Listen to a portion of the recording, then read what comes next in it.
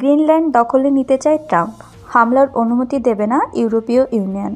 বিশ্বের সবচেয়ে বড় দ্বীপ গ্রিনল্যান্ডের নিয়ন্ত্রণ নিতে বারবার হুমকি দিয়ে আসছেন মার্কিন প্রেসিডেন্ট নির্বাচিত ডোনাল্ড ট্রাম্প। এমনকি দ্বীপটির দখল নিতে সামরিক ও অর্থনৈতিক শক্তি প্রয়োগের হুমকিও দিয়ে রেখেছেন ট্রাম্প।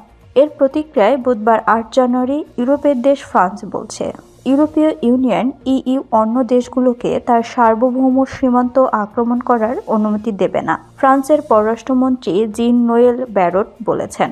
এতে স্পষ্টতই কোনো প্রশ্ন নেই যে ইউরোপীয় ইউনিয়ন বিশ্বের অন্যান্য দেশগুলোকে তার সার্বভৌম সীমান্তে আক্রমণ করতে দেবে না, তারা যেই হোক না কেন। আমি বিশ্বাস করি না যে যুক্তরাষ্ট্র সুবিশাল আর্কটিক দ্বীপে আক্রমণ করতে চলেছে। তবে যাই হোক, ইউ এর ভীত হওয়ার কোনো কারণ নেই। এদিকে যুক্তরাষ্ট্রের দীর্ঘদিনের ডেনমার্ক বারবার স্পষ্ট করেছে, গ্রিনল্যান্ড বিক্রির জন্য নয়, এটি শুধু তার বাসিন্দাদের জন্য। এমনকি গ্রিনল্যান্ডের স্বাধীনতার জন্য চাপ দেয়া দ্বীপটির প্রধানমন্ত্রী লুড একেডেও স্পষ্ট করে বলেছেন, অঞ্চলটি কোনোভাবেই বিক্রির জন্য নয়। এর আগে মঙ্গলবার 8 জানুয়ারি ফ্লোরিডায় নিজের রিসোর্টে আয়োজিত এক সংবাদ সম্মেলনে সাংবাদিকরা ট্রাম্পকে প্রশ্ন করেন, পানামা খাল ও গ্রিনল্যান্ড দখলে তিনি সামরিক বা অর্থনৈতিক শক্তি প্রয়োগ করবেন না, তার নিশ্চয়তা কি দিতে পারবেন? জবাবে ট্রাম্প বলেন, না, আমি এখনই আপনাকে এ বিষয়ে নিশ্চিত করে কিছু বলতে পারছি না, তবে আমি বলতে পারি আমাদের অর্থনৈতিক নিরাপত্তার জন্য তাদের প্রয়োজন। গ্রিনল্যান্ড ও পানামা খাল উভয়কেই যুক্তরাষ্ট্রের জাতীয় নিরাপত্তার জন্য